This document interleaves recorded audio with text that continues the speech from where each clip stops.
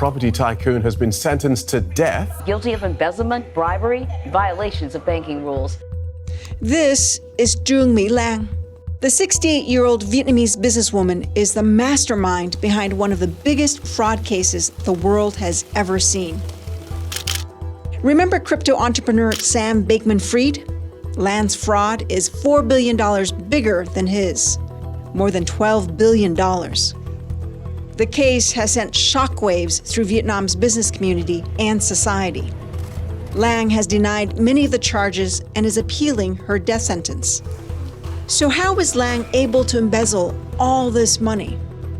And what does the case say about the path of Vietnam's economy as the country looks to attract foreign investors as an alternative destination to China?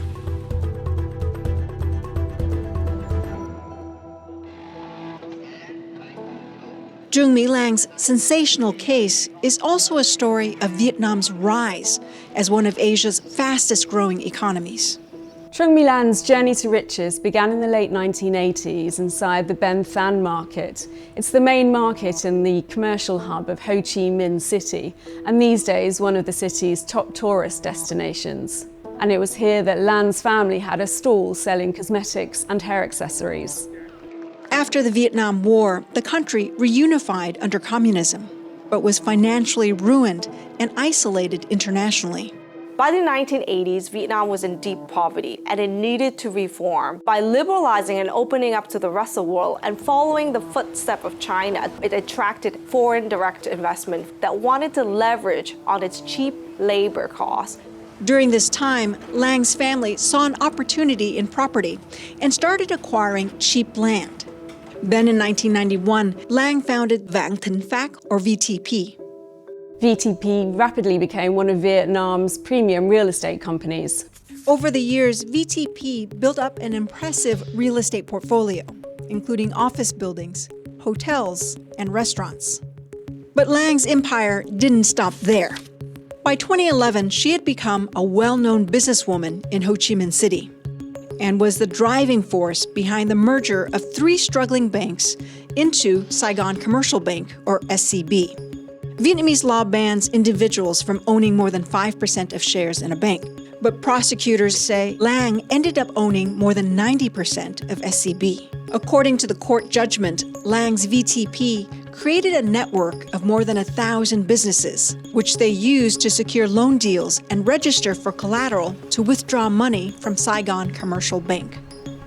Once loans were approved, they were either directly transferred to the bank accounts of the ghost companies or were directly picked up in cash. All of this was unfolding during Vietnam's economic boom. Through an export-led model, Vietnam created one of the fastest growing economies in the region for 2 decades. The number of millionaires in Vietnam nearly doubled in the past decade. But the rapid accumulation of wealth also created challenges for the government. Alongside the economic revival, a culture of graft has also developed. The anti-corruption campaign began more than a decade ago, but it was after the re-election of Nguyen Phuc Trong as General Secretary at the 12th Party Congress in 2016 that it really moved up a gear. The late Communist Party chief likened the campaign to a blazing furnace, in that anyone linked to corruption, including government officials and business executives, would be engulfed in its heat. The crackdown has been widely portrayed as an attempt by Vietnam to bolster its appeal for foreign investment in the midst of the US-China trade war and to ensure the party's legitimacy. One of the people caught in the campaign was Lang. Lam was arrested one evening in October 2022, initially on bond fraud charges. The detention had an immediate impact. SCB customers rushed to withdraw their money, and investors sold financial stocks. The State Bank of Vietnam spent a week calming markets. The court ruled SCB disbursed loans of around $43 billion to Lang and her allies. That's equivalent to about 11% of Vietnam's GDP in 2022.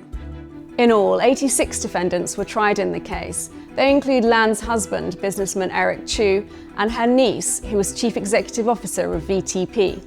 All of the defendants were found guilty. This included 17 officials in charge of banking inspection and supervision.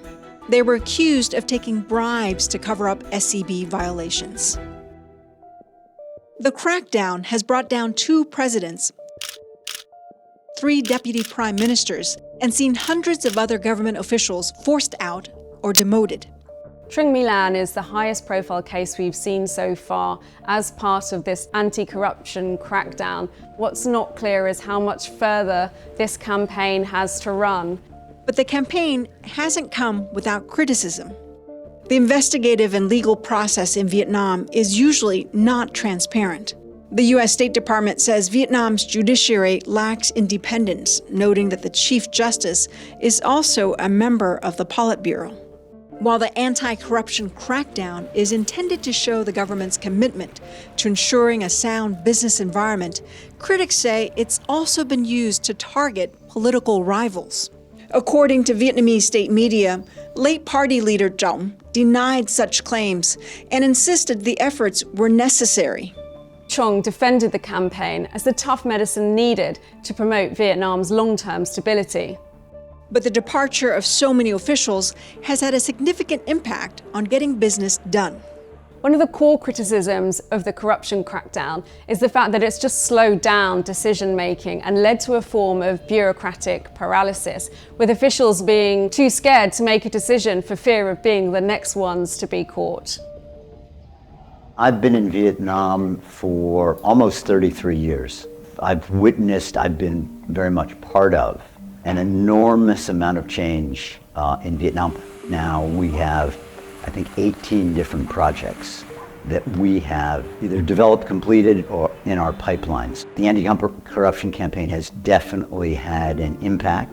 What used to take 3 months to get approval now takes 12 months, if not longer. And there are more approvals necessary. But it hasn't discouraged us from continuing to invest and move forward here. Ryder's not alone in his enthusiasm. Despite recent political instability, Vietnam has continued to attract foreign investment at record rates.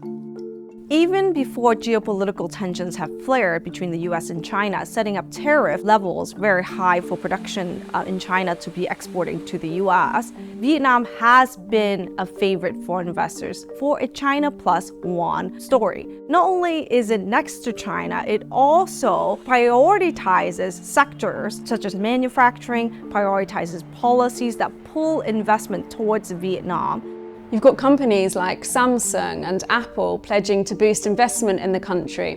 Earlier this year, we saw Tim Cook in Hanoi meeting the Prime Minister as he looked to highlight the country and its role as an emerging global electronics hub.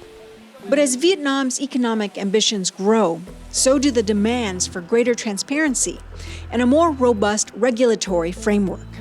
While Vietnam's short-term growth outlook is bright, challenges are looming, from demographic to environmental, geopolitics. And to deal with those challenges, Vietnam's political machine will need to be very nimble and proactive.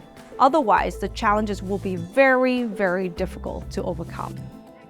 For now, Vietnamese all over the country are riveted by Lan's stunning rise and fall. And what happens next for a woman who once seemed to embody Vietnam's economic success?